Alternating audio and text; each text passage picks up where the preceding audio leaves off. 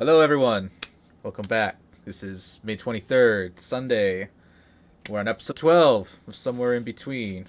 We got a few little small topics, but we got some other reviews by my co-host Adam. For Oh yeah. basically the headline. This whole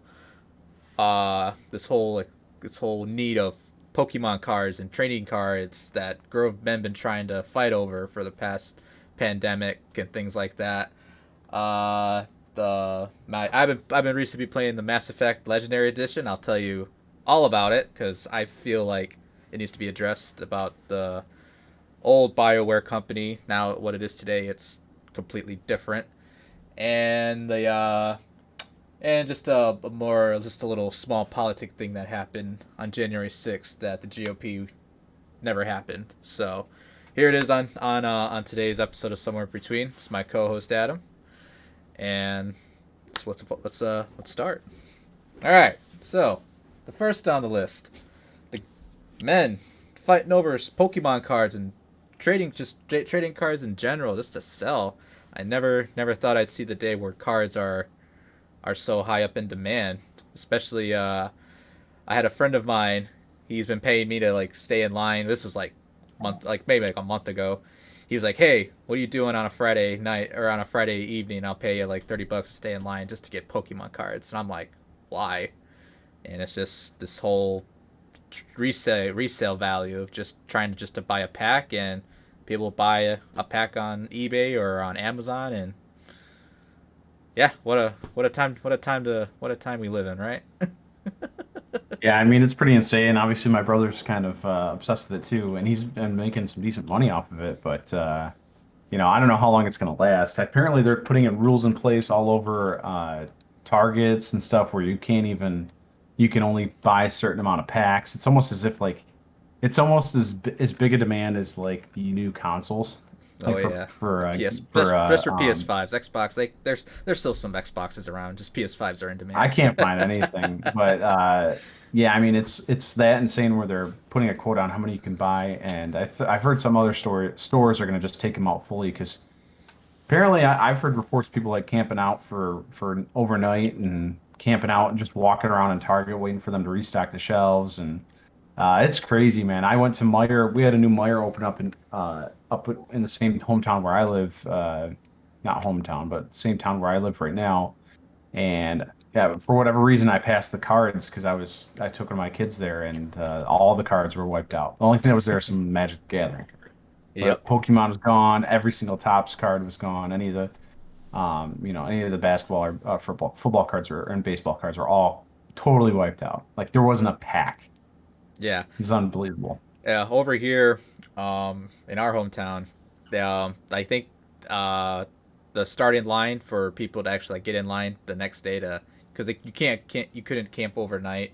We weren't like a 24-hour store, but like at our Meyer, the line started at 10 a.m. and people got there at 8 a.m. just to get in line. I'm just kind of like, that's insane. And like they wouldn't start the actual like you couldn't buy them until like I think it was like 3 o'clock or something like that, or 1 o'clock, something like that. And I remember getting there maybe I probably got there like maybe an hour and a half just to be like, okay, I got an hour and a half for it to be live and you can buy them and things like that.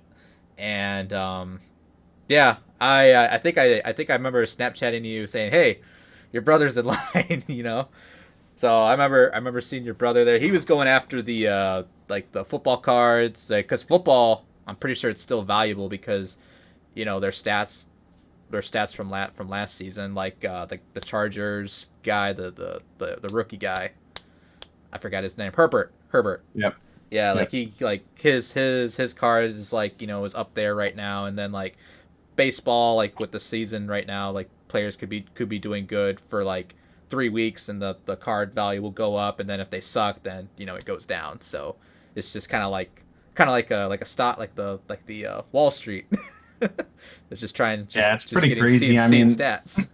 I mean, I think a lot with a couple things. I mean, there's a every commodity's rising in price, but I think a lot of it has to do with inflation. But the basketball card thing, it's kind of like a phenomenon. I think people just have extra cash, stimulus and stuff like that. I think that still has an effect on the price, and a lot of people got the stimulus that they really didn't need the stimulus. I would say more so than more people got the stimulus than actually needed it, and I think that's kind of raising the prices on a lot of this stuff. But yeah, I couldn't point to one single reason for why it's going so crazy in price. I mean, I don't have the time to just sit in the store all day, so like I'm never going to be competitive. But I guess if I'm at a store, I might pick up a pack, like if I can Just resell it for double. So yeah, we'll see.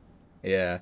I think well then when I heard about the whole like trading or trying people just selling trying to buy individual cards like those the 90s ones, especially when Pokemon was a thing when starting out. I remember I know I have a folder somewhere in the house and I'm just thinking like, man, I know like there's like that the original Charmander one, like the official one, not like there's like, you know, four different versions of it, but I remember like the original one. It's like for that card it's like a $500 for that one card. Mhm. I quickly just like Googled like Pokemon trading card values, and like most of the Pokemon cards are from the 101st to original 150 that are like the most sought out ones.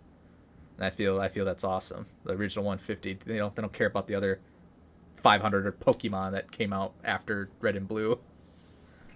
Dude, I'd be selling them if I could, if I were you. I wanna keep them still. I remember having the holographic Mew from the first Pokemon movie. I know I have that still somewhere, so I know that's rare too because that was the first Pokemon movie. That's history. That's a collector's right there.